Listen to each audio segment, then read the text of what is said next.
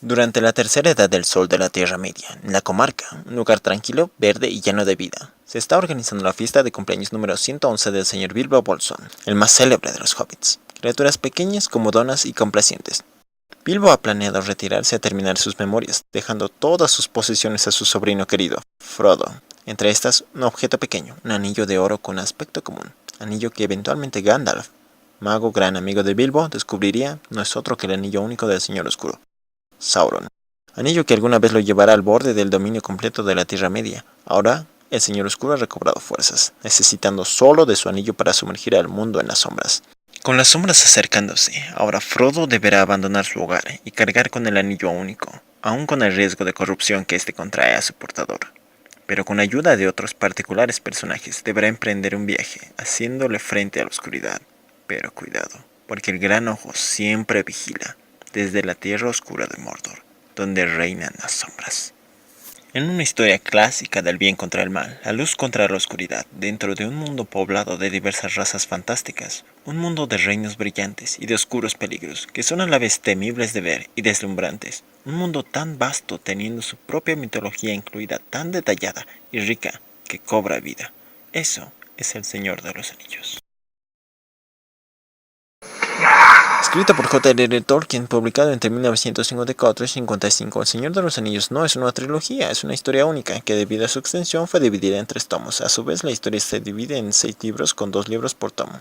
La colección también incluye apéndices, mapas, explicación de la escritura, de los lenguajes, cronologías, árboles genealógicos y demás, dotados todos de increíble detalle. Con El Señor de los Anillos y con sus demás libros, todos parte del Legendarium, como llamaba su colección de mitología, Tolkien quiso crear una especie de historia ficticia de la Tierra, por eso llamada Tierra Media.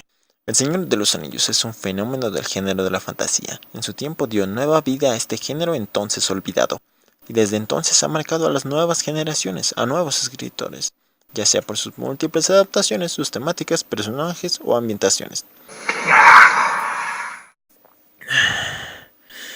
Sigamos. Vayan a leer El Señor de los Anillos, estoy seguro de que les va a gustar, porque para mí esta saga es indispensable en cualquier biblioteca. Me encantan sus personajes y su construcción, pero a mí lo que más me gusta son los diálogos, casi poéticos. Las palabras te transportan y te dan una idea de cómo son los personajes. Puedes sentir la sabiduría de Gandalf, el temor y valor de Frodo, la perspicacia de Denethor, la locura de Gollum. Y sí, es denso en muchas partes, pero eso es parte de la magia del Señor de los Anillos. Hay que leerlo con calma, empezando con la Comunidad del Anillo, que nos lleva en un viaje épico explorando el mundo y sus peligros. Continuando la historia, las 2 torres se dividen en 2 puntos de vista muy contrastantes que me encantan.